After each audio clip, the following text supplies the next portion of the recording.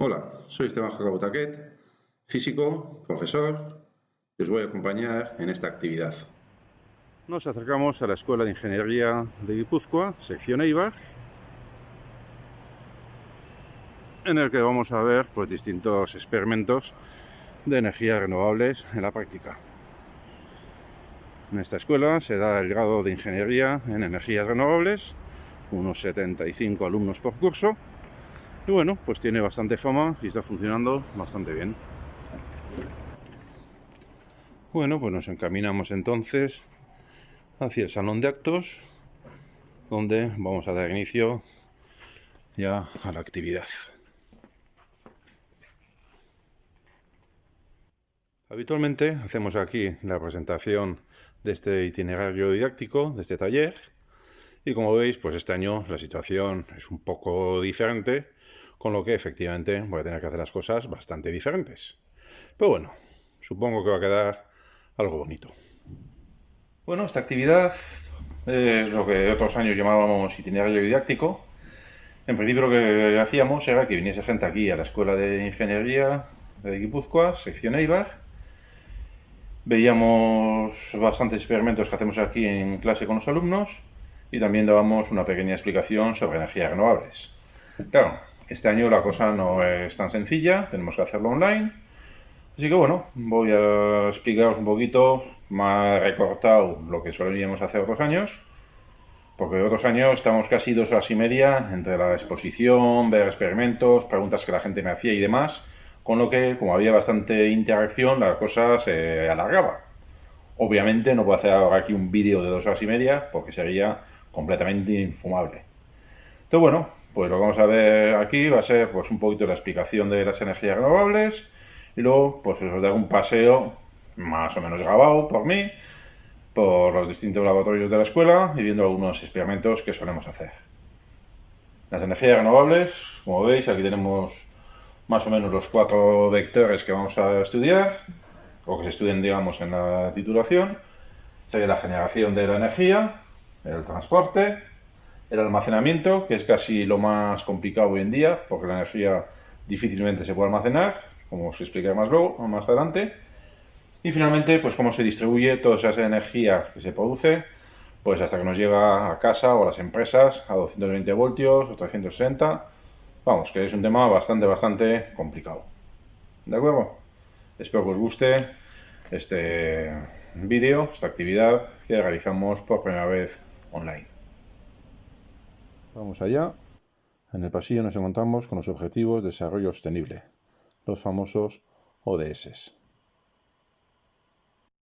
La sostenibilidad es un concepto que está muy relacionado con las energías renovables, obviamente.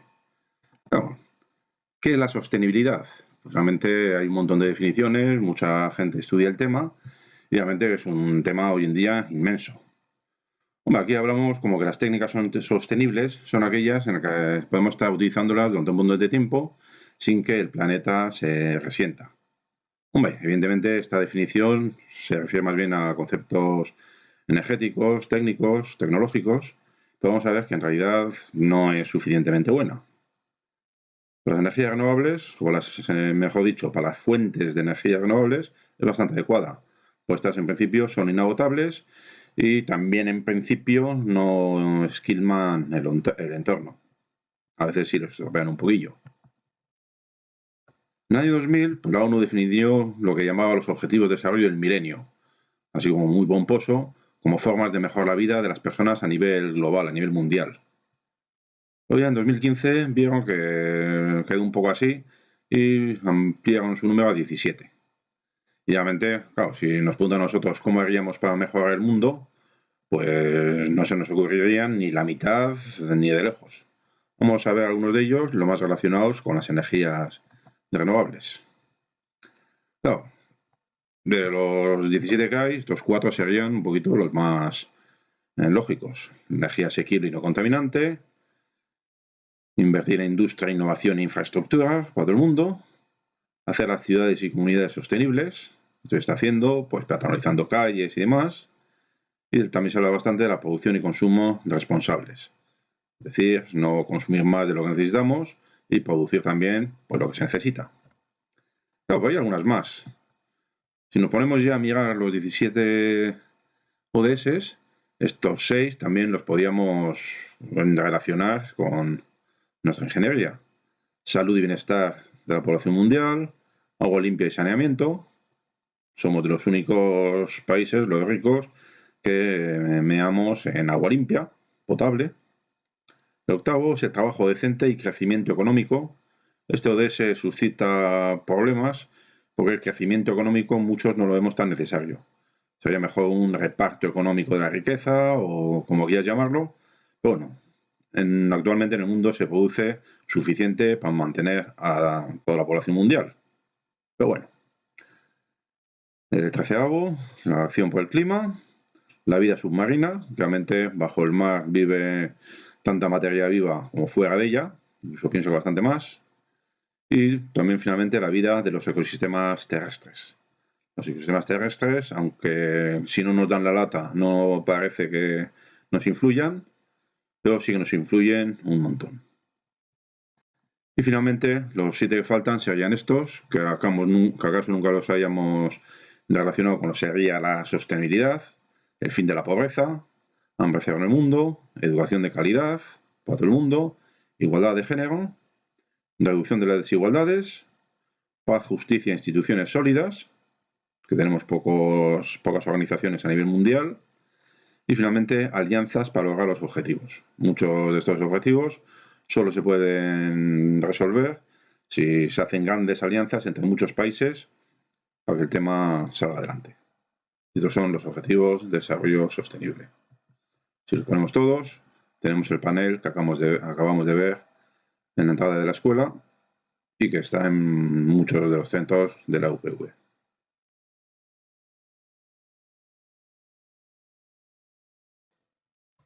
Vamos entonces al laboratorio de energía fotovoltaica, en el que tenemos bastantes paneles solares. Tenemos bastantes puestos de trabajo, vamos para adentro y vemos que, bueno, es bastante grande.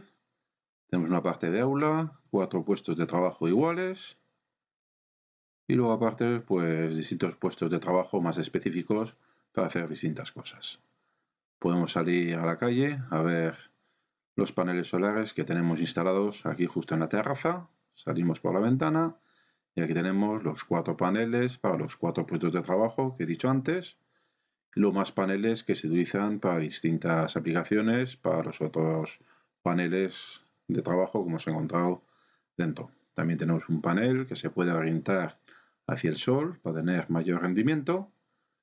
Y vemos que también tenemos en el edificio de al lado unas placas fotovoltaicas que permiten dar bastante energía a ese edificio. Como veis, tenemos en la derecha parte placas fotovoltaicas, que son estas de aquí, que están orientadas pues más o menos de forma fija y que dan energía al centro. Y estos son placas termosolares que calientan el agua caliente para las duchas y para la cocina de ese edificio, en el que están pues las cocinas del centro educativo de Eibar. Tenemos distintos puestos de trabajo con placas y focos y aparatos.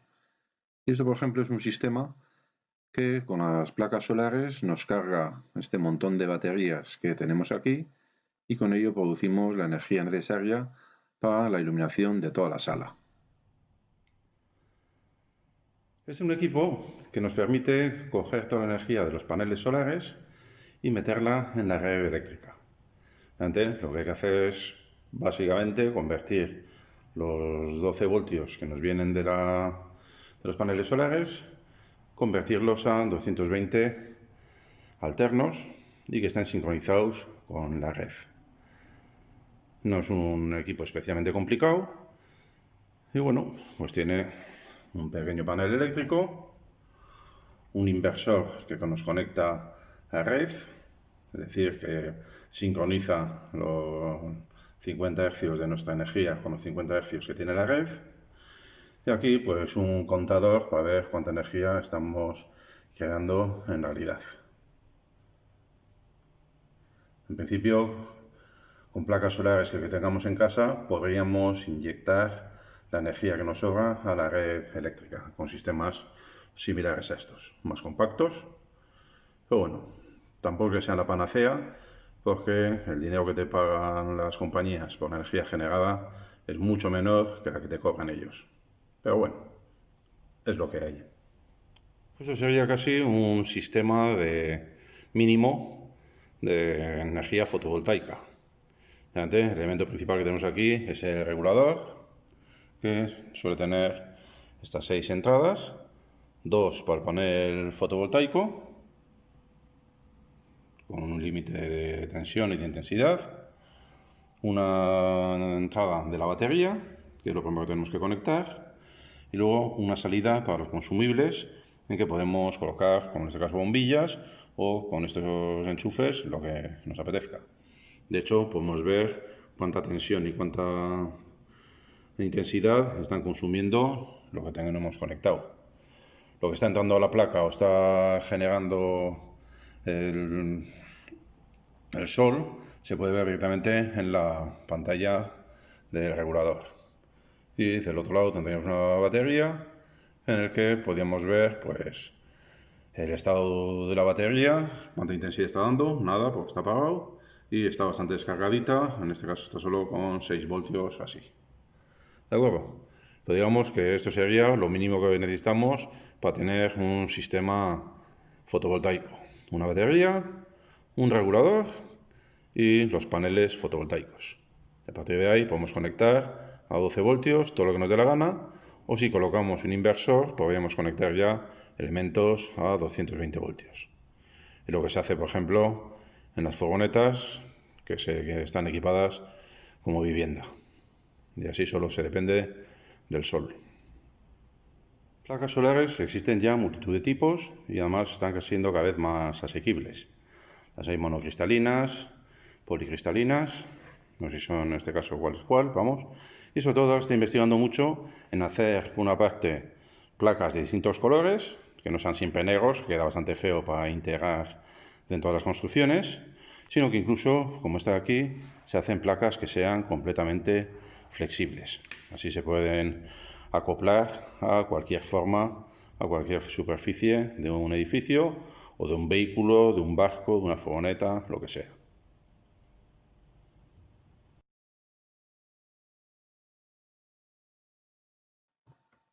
El siguiente laboratorio que vamos a ver va a ser el de fluidos. Claro, cuando hablamos de fluidos puede ser tanto aire como agua. Son ambos fluidos, el agua es 800 veces más densa que el aire, pero lo demás, sus leyes son prácticamente las mismas.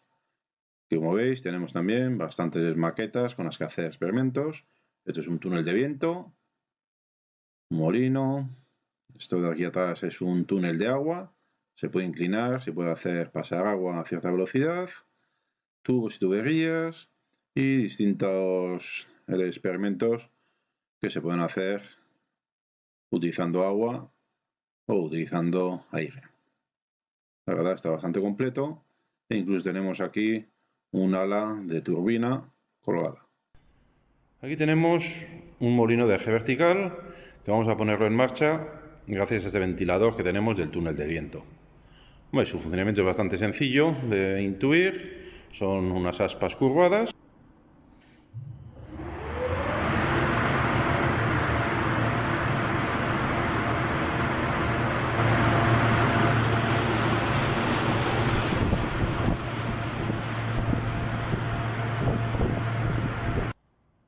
Existen también otros tipos de molino de eje vertical que se basan en perfiles de alas de avión. Aquí, como veis, tenemos este molino que tiene 5 palas y que así a primera vista parece que esto malamente puede funcionar.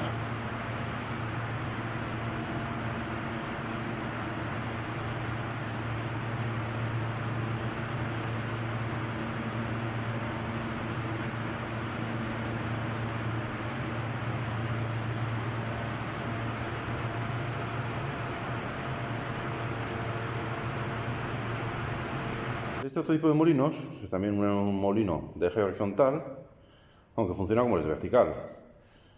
Este lo que tiene que venirle es el aire desde los costados y este se ha diseñado para poder colocarlo en las esquinas superiores de los edificios.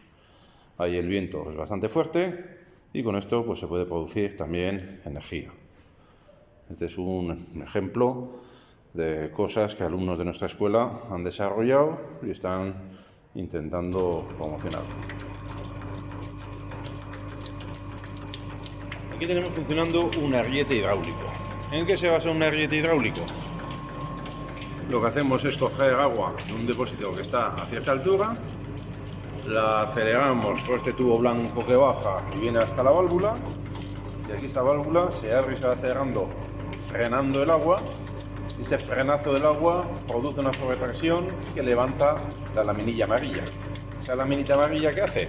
Pues va subiendo agua a un depósito que está bastante más alto que la altura en la que tenemos el embalse inicial. Es decir, subimos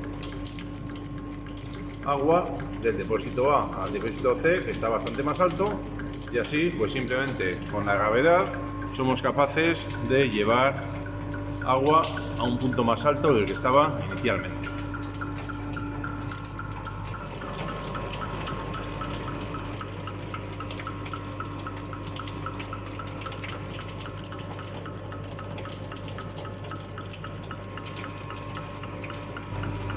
Esto sirve pues en sitios que no tienen energía para subir agua más arriba, como bombas eléctricas o eólicas o lo que sea. Aquí simplemente cogiendo agua que está a cierto nivel, la aceleramos y la frenamos de repente, y ese frenazo de repente lo que hace es conseguir agua y subirla más arriba, conseguir subir agua más arriba del inicial.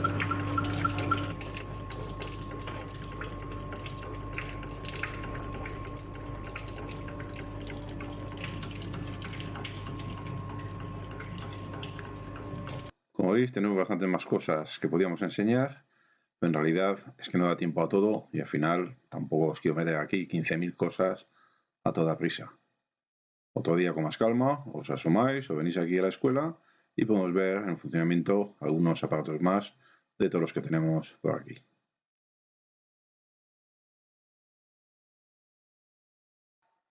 Ahora nos dirigimos al laboratorio de termotecnia, de termodinámica, en el que se trata pues todo lo que tiene referencia con el calor, transferencia de calor y su aprovechamiento.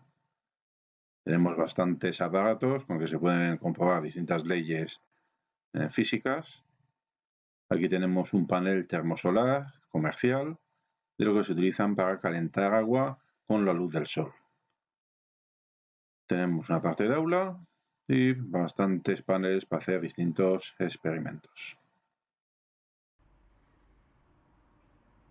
Aquí tenemos una placa termosolar funcionando. La acabo de encender, con lo que todavía no se ha calentado el agua, pero la idea es que esa placa negra que tenemos ahí, por ella circulan un montón de tubos de color negro, circula agua y con el calor del sol se van calentando. El negro absorbe la energía muy bien, con lo que consigue unos rendimientos bastante buenos. Para poder hacer experimentos le ponemos aquí un sol artificial que hace las labores del sol. Pero bueno, con eso podemos ir calentando el agua y realmente lo que tenemos en el panel, la parte de atrás, pues es simplemente una bomba que nos permite hacer circular el agua. Ya de por sí el agua circula sola en principio, porque el agua caliente pesa menos, sube para arriba y absorbe la fría que entra por abajo. Claro, aquí como está todo a la misma altura, es necesaria una bomba. Un vaso de expansión, como siempre que tenemos agua que se calienta, pues hace falta un sitio porque la dilatación pueda controlarse. Aquí tenemos el mismo, una maquetita más pequeñita, en el que tenemos también el sol artificial, el cristal y el calentador. El cristal lo que hace es efecto invernadero, que lo que hace es que deja pasar la luz y el calor, y en cambio solo deja salir la luz. Es decir, que todo el calor se queda dentro. Es el efecto invernadero que se utiliza para cultivar plantas, que permite que exista la vida en la Tierra y demás. En esta maqueta tenemos la posibilidad de quitarle el cristal y ver cómo es por dentro un panel termosolar. Así como veis, es bastante sencillo. Es un circuito de agua que está hecho en medio de 2 chapas soldadas. Si en la parte de abajo tenemos la entrada de agua, la fría, se va calentando y casi de forma automática sale por la parte de arriba a mayor temperatura. En la parte superior tenemos aquí un termómetro, no se aprecia demasiado. Y bueno, pues con ese agua que circula, lo que se hace es, en esta maqueta, ir calentando un recipiente con agua y así se puede ir midiendo el rendimiento de este panel solar, termosolar, que es casi lo mismo. Y así los alumnos pueden ver que efectivamente las fórmulas que ven en clase pues son perfectamente ciertas. Esto es una cocina solar, que es simplemente un espejo parabólico que concentra todo el calor en la cazuela. No tiene por qué ser una parábola perfecta, porque precisamente no quiero que el foco sea un punto, sino que el foco sea pues la superficie de la cazuela. Esta cocina tiene 1,4 kilovatios, 1400 vatios, y depende del tamaño. Funciona bastante bien y antes podemos comprobar que está bastante bien hecha, porque si nos alejamos, no tanto como para llegar al sol, pues si nos alejamos bastante, vamos a ver que realmente en la parábola vemos prácticamente siempre reflejada la cazuela. La vemos toda la parábola de color negro, lo que indica que funciona bastante bien. Concentra todo lo que viene de muy lejos, lo concentra en la cazuela. Si nuestra vista fuesen rayos de sol, estarían dándole siempre a la cazuela, como veis.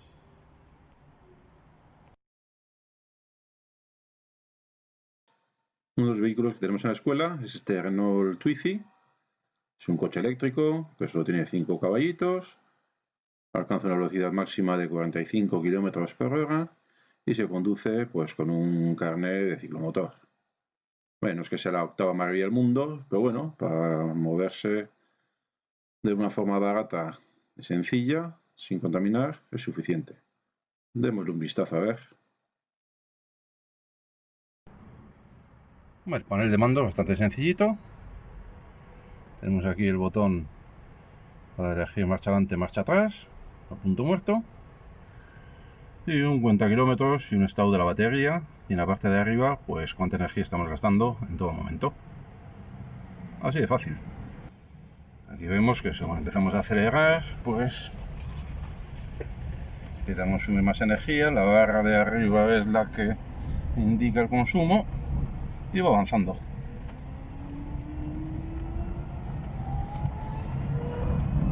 Y este es otro vehículo eléctrico con el que también pues, los estudiantes comprueban distintas formas de cargar las baterías y de que consuma menos, etc. Este es completamente experimental.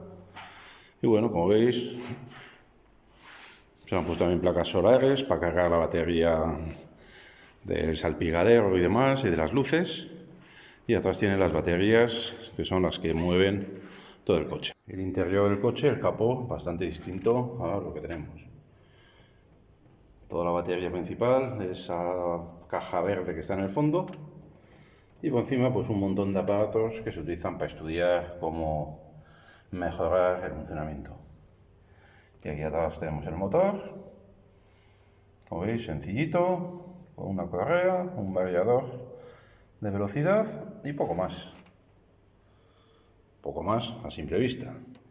Internamente, pues los ingenieros de la escuela están intentando aprovechar al máximo la energía. En la escuela también disponemos de algunas motos eléctricas en las que se pueden efectuar mediciones y bueno, vemos que se puede utilizar también a nivel urbano bastante bien, sin demasiada autonomía. Por fuera, como veis, son una moto cualquiera, con la salvedad de aquí tiene un enchufe que se puede enchufar directamente al enchufe de casa del garaje.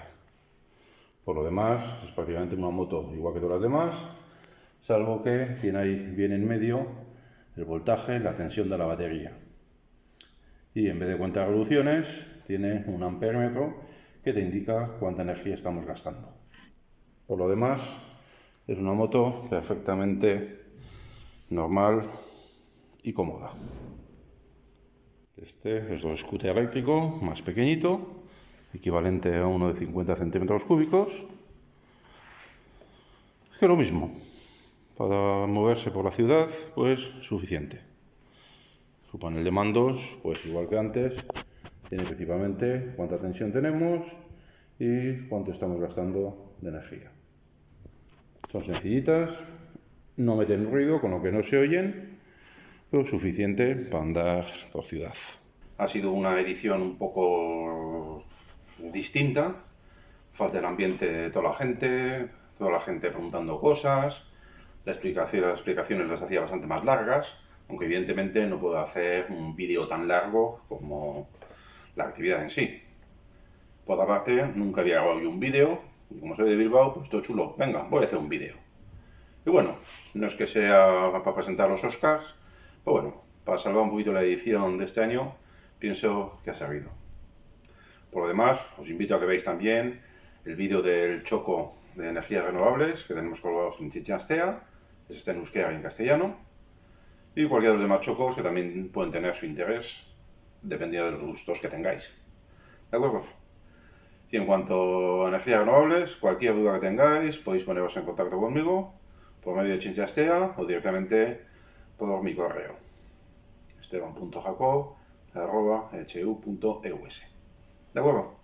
Pues nada, un placer estar con vosotros y espero que os haya gustado. Hasta luego. Agur.